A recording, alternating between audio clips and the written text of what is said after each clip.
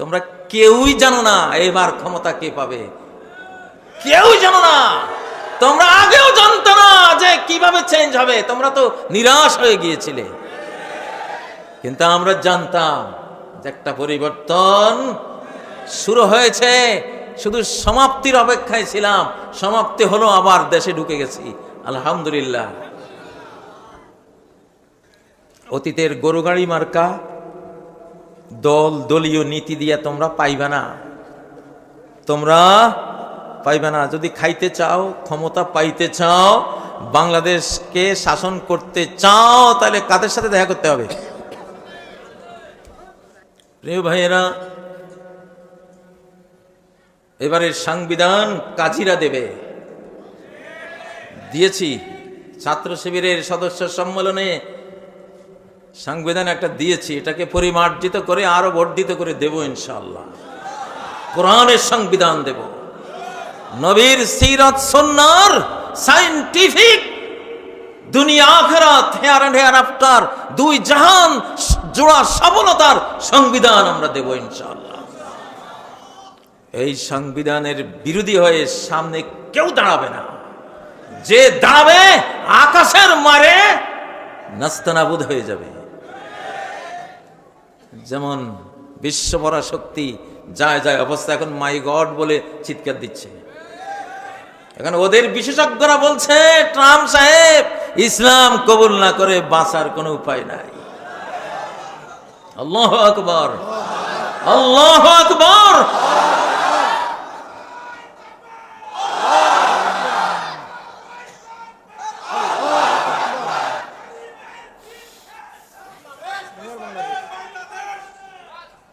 আলহামদুলিল্লাহ। এখন তো স্লোগানই দরকার। এখন মাঠ গরম রাখতে হবে আগামী 6 মাস, ঠান্ডা করা যাবে না। বাংলাদেশের জন্ম থেকে এই পর্যন্ত আগামী ফেব্রুয়ারি, মার্চ, এপ্রিল, মে, জুন গোটা বাংলাদেশের ইতিহাসে সবচেয়ে ঝুঁকিপূর্ণ কয়েকটি মাস। বলে রাখলাম, এই মুহূর্তে গরু গাড়িওয়ালারা কিছুই করতে পারবে না। গরু গাড়ি থুইয়া, গরু সুদ্ধা থুইয়া পালাইবা, কিছুই করতে পারবে না। কি লাগবে? যেই শ্বাসটাকে না মানলে চোখের দৃষ্টির বাইরে আগুন লেগে যায়, যেই শ্বাসটাকে না মানলে 1 গ্রাম ওজন হবে না এমন মহামারীর জীবাণুরা গোটা বিশ্বকে থরথরিয়ে দেয়, কাঁপিয়ে দেয়। যেই ষষ্ঠটাকে না মানলে, যেই ষষ্ঠটার আইন না মানলে ফেরাউনের মতো বিশ্ব শক্তি অসহায়ের মতো সাগরের তলায় ডুবে যায়। যেই ষষ্ঠটাকে না মানলে বিশ্ব চালানো শক্তিমান সেই মহারাজ নমরুদ একটা দুর্বল ল্যাংড়া মশার আক্রমণে কবরে চলে যায়। সেই মহারাজ, সেই শাহানশাহ, সেই রাজাদিরাজের বিধান, বিধির বিধান, সংবিধান যিনি দিতে পারেন, তার সংবিধানে যারা এগিয়ে যাবে, এই বাংলাদেশ এখন তাদের, এই বাংলাদেশ তাদের। এজন্য সব দলকে বলছি, আমাদের সাথে একটু যোগাযোগ রাখো। আসবাই, তোমাদের আসতেই হবে আমাদের কাছে ইনশাআল্লাহ, আসতেই হবে। তবে আগে থেকে আসো। বিপদে পড়ে আসলে আমরা বলবো ও এখন বিপদে পড়ে আসছে, মিয়া এতদিন কইছিলা। হ্যাঁ ঠিক আছে।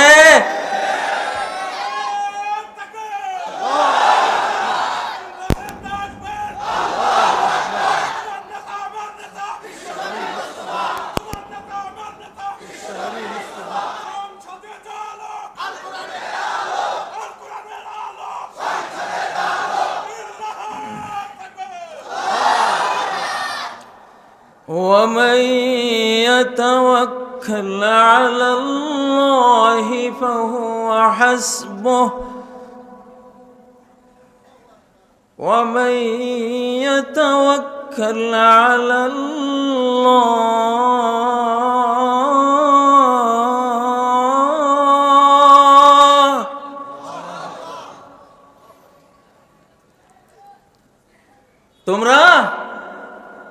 বিপদ দেখলে তোমাদের হার্ট ফেল হয়, আর আমরা বিপদ দেখলে ফেলিউর হওয়া হার্ট বিশ্ব শক্তি নিয়ে হুঙ্কার তর্জন গর্জন দিয়ে এগিয়ে যায়।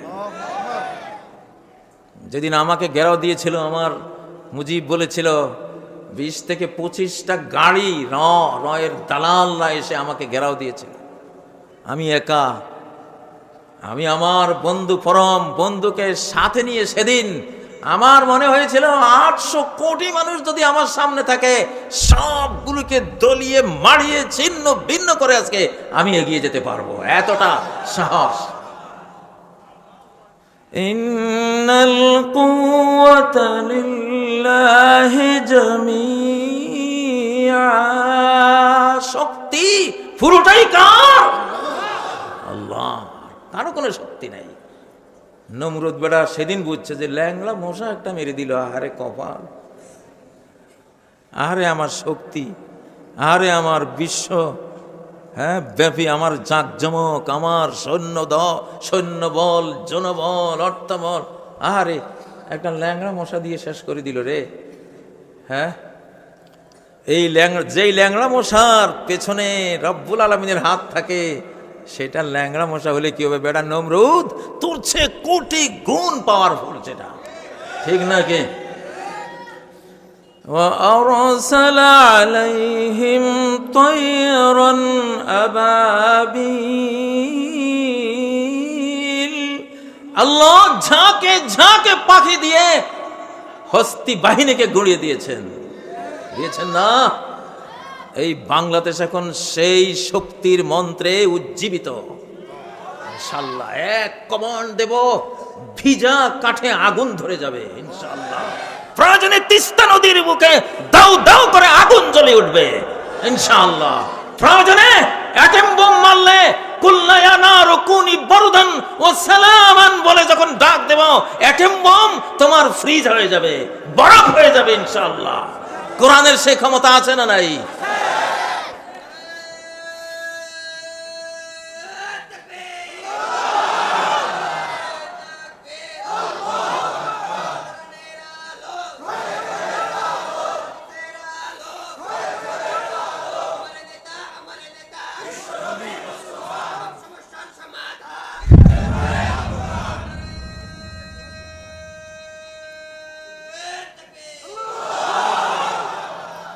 ولو أن قرآنا سيرت به الجبال, এমন কোরআন যেই কোরআন দিয়ে পাহাড়কে গাড়ির মতো চালিয়ে দেওয়া যায়।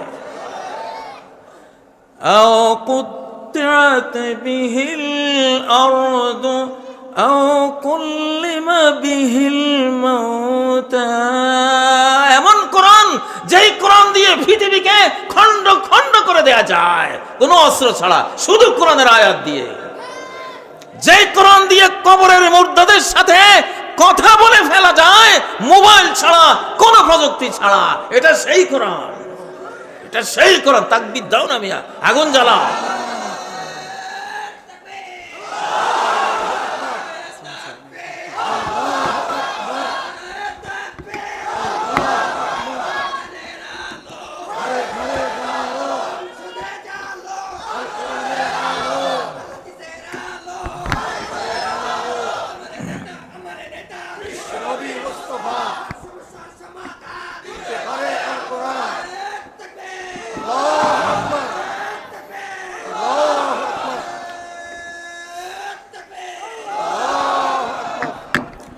قل اللهم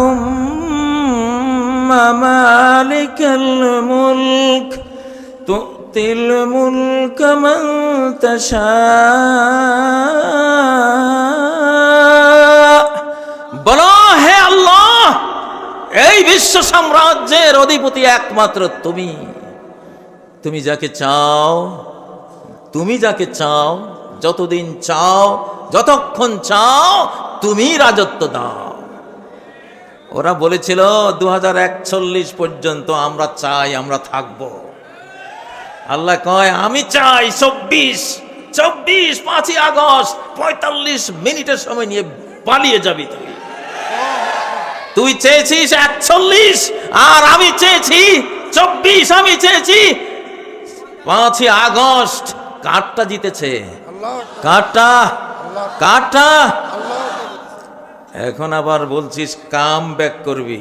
আমি বলি কাম ব্যাক নয়, গো ব্যাক, পালিয়ে যা। ঠিক নয় কি? অপদার্থকতাকার। বেঁচে গেছিস, শুকরিয়া আদায় কর যে মারা পড়িনি। ঠিক নয় কি? ঠিক নয় কি মুসলমান? وتلك الأيام نداولها بين الناس।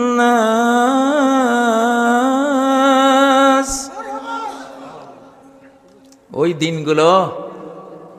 দিনগুলো দুঃখের দিন, সুখের দিনগুলো এক গোষ্ঠীর উপরে থাকে না। যতদিন ওরা দুঃখ করেছে ততদিনের দুঃখ তোকেও পোহাতে হবে। ওরা রাজাকার হয়ে রাজাকারিত্বের অসম্মান নিয়ে 53 বছর বাংলাদেশে তারা লাঞ্ছিত হয়েছে। তুইও হিন্দুস্তানি রাজাকারের লাঞ্ছনা নিয়ে আগামী 53 বছর আগে ভোগে নে, তারপর দেখা যাবে তোর কাম ব্যাক হয় না গো ব্যাক হয়। ঠিক নয় কি? লিল্লাহি তাকবীর, লিল্লাহি তাকবীর। মুসলমান, কোরআনের শাসন দুই রকম, একটা হলো শান্তির, একটা হলো শাস্তির।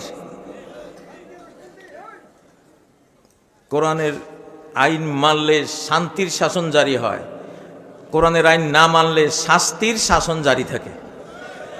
এখন কোরআনের শাস্তির শাসন জারি আছে বিশ্বব্যাপী। আছে না নাই? আছে না নাই? ও ভাইরা, আমাদের এই বাংলাদেশ, আফগানিস্তান যখন ইসলামী রাষ্ট্রে পরিণত হলো, সেদিন থেকে আমি স্বপ্নে দেখছি আল্লাহ একমাত্র বেজোড়, আর কোনো জিনিস বেজোড় না। শুধু আফগানিস্তানে ইসলাম আসবে এইটা তো হবে না, আরেকটা জোড়া আছে তার, সেটা কোন দেশ? হ্যাঁ, আমি 2021 থেকে ভাবতাম আমি এই জন্য বলেছিলাম আমি ইউসুফকে স্বপ্নে দেখি, একজন ইউসুফের গান শুনি। আমি আফগানিস্তানের বিজয়ের পর, যেহেতু আল্লাহ কোরআনে বলেছেন ওয়াশ-শাফিঈ ওয়াল-ওয়াতর, কসম জোড়ের আর বেজোড়ের, জোড় হলো সৃষ্টি আর বেজোড় হলো স্রষ্টা। ঠিক নয় কি? কিতাবাম মুতাশাবিহাম মাসানি, এমন কোরআন যেটা কোন জিনিসের কথা বললে তার সিমিলার কি, তার মতো কি এটাও বলে, আবার তার বিপরীত কি এটাও বলে। জোড়ার কথাও বলে, এন্টির কথাও বলে, অর্থাৎ প্রত্যেক